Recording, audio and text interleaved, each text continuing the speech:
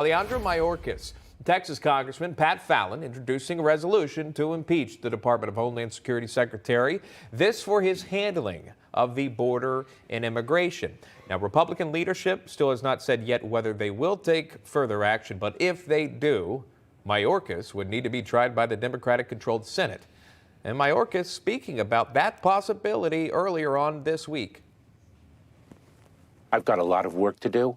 I'm proud to do it alongside 250,000 incredibly dedicated and talented individuals in the Department of Homeland Security, and I'm going to continue to do my work. So you have no intention of resigning? I do not. I've got a lot of work to do, and we're going to do it. Are you prepared for the investigations? I am. I will be, and I'll continue to do my work throughout them. Texas Republican Congressman Pat Fallon joins us live, who brought forward the articles of impeachment. Congressman, good to see you. So you just heard there from Secretary Mayorkas saying he's going to continue his work. He will not step down. Your thoughts on that? Well, several things, Shaun. Number one, he mentions his 250,000 employees. I would love for them to vote. I wish we could empower them to have a vote of no confidence, because I think he would be removed immediately. Because Alejandro Mayorkas is engaged in a pattern of conduct that's incompatible with his duties as an officer of the United States. There was a Secure Fence Act that was passed in 2006, which requires the Department of Homeland Security Secretary to maintain operational control on the southern border. Does anybody think that the United States right now has operational control of the southern border? Absolutely not. And there's two other articles where he perjured himself in front of Congress. And then, if you can recall, the accusations that Border Patrol agents whipped migrants when they were on horseback. That never happened. Emails now show that he knew that, and he still undermined and lied and misled the American people about that incident. Representative Tony Gonzalez, San Antonio Republican, whose district spans 800 miles of the border, came out forcefully against the move, saying this, and I'll read it to you and then have you respond.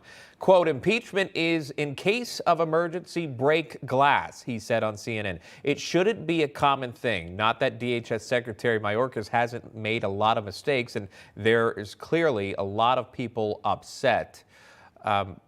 Your thoughts on that? Is there any potential for someone to cross party lines to support what you've pushed forward?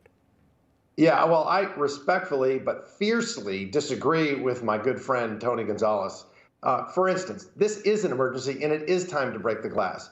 Shaun, we had never in our history had a month where over 200,000 folks crossed the border illegally. The last 9 months in a row have all been over 200,000 folks. We had 100 people, actually over 100 people that have been on the terrorist watch list apprehended on the border. 5 million people have crossed it over the last 2 years.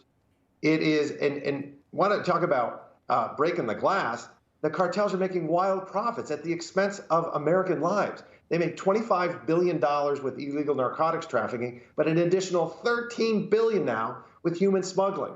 And then there is slavery in the United States, again, with the sex trafficking that this administration is facilitating. Human trafficking, drug trafficking as well. Really quick, I wanted to pivot, and I'll let you go here. Just 30 seconds for you. NBC News reported that there was a second batch of classified documents found at a second location per President Biden's aides.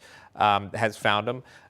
His attorney has found classified documents at the Penn Biden Center, so this happened not once but twice. The White House now dodging the questions about the second batch, at least what we know so far. Clearly, this is a juxtaposition of former President Trump, his investigation here. What went through your mind when you saw the report of now a second batch of classified documents found under President Biden? Well, Shaun, this is spiraling out of control, and I think it's going to end up being a major political crisis for Joe Biden, and rightfully so, quite frankly. And I think the Democrats are going to be very silent on President Trump and the classified documents now, because they are going to show if they have any standards, they're going to have double standards only, because it's completely hypocritical not to attack Joe Biden too.